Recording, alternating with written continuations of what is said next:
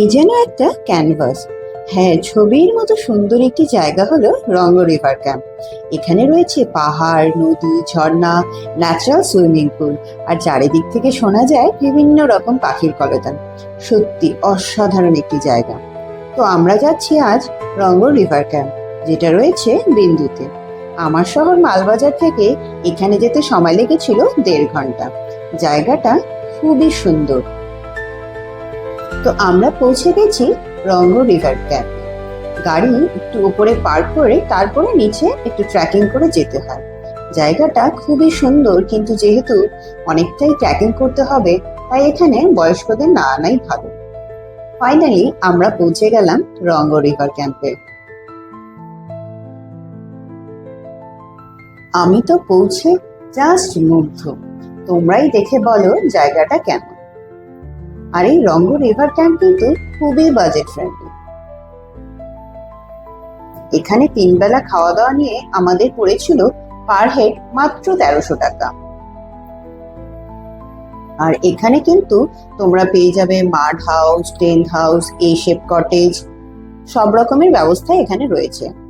আর আমরা ছিলাম এ শেপ কটেজে।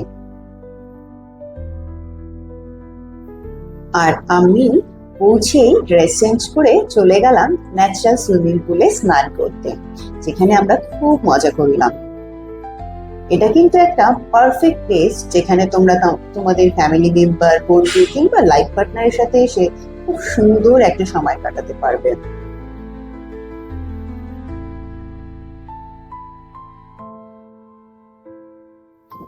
এরপর স্নান সেরেই আমরা চলে গেলাম ডাইনিং এরিয়াতে।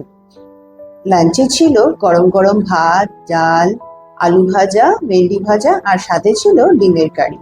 এরকম নদী বুকে বসে লাঞ্চ করার মজাই ছিল আলাদা।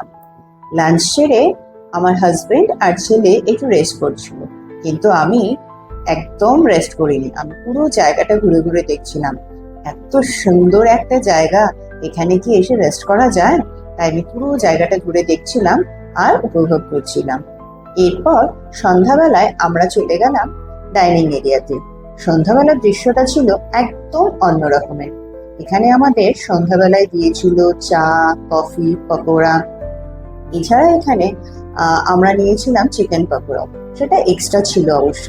তোমরা চাইলে এখানে বারবিকিউর ব্যবস্থাও কিন্তু আছে। তাছাড়া এখানে বনফায়ারও করতে পারবে। পরদিন সকালে ঘুম থেকে উঠে এরকম সুন্দর প্রাকৃতিক দৃশ্য দেখতে দেখতে চা খাওয়া ও ব্রেকফাস্ট করার মজা যে কি ছিল সেটা বলে বোঝানো যাবে না। দেখো কত সুন্দর একটা পরিবেশ, আর এখানে বসে লুচি, সবজি, ডিম সেদ্ধ খাচ্ছি। এটা জাস্ট একটা অসাধারণ ছিল। পুরো ব্যাপারটা সত্যি খুব অসাধারণ ছিল। ব্রেকফাস্ট সেরে আমরা চলে গেলাম আরেকটা সুইমিং পুলে স্নান করতে। এটা দেখো, জাস্ট অসাধারণ জায়গাটা। এখানে আমরা স্নান করলাম এবং অনেক এনজয় করলাম। আর জলগুলো ছিল পুরো ক্রিস্টাল ক্লিয়ার। এত সুন্দর ছিল এই জায়গাটা, জাস্ট বলে বোঝানো যাবে না। আর এখানে আরেকটা মজার জিনিস কি জানো? এখানে ছিল ন্যাচারাল পেডিকিউর। হ্যাঁ, যখন আমরা নদীতে বসেছিলাম, তখন এখানে ছোট ছোট মাছগুলো এসে আমাদের পেডিকিউর করে দিয়েছিল। সো ওভারঅল এই পুরো জার্নিটা ছিল খুবই সুন্দর। এত সুন্দর একটা পরিবেশ, এত সুন্দর জায়গা। সত্যি তোমরাও কিন্তু এসে একবার ঘুরে যেও।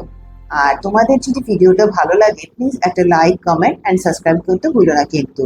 আর যদি তোমাদের কোনো ইনফরমেশন চাই, আমাকে কমেন্ট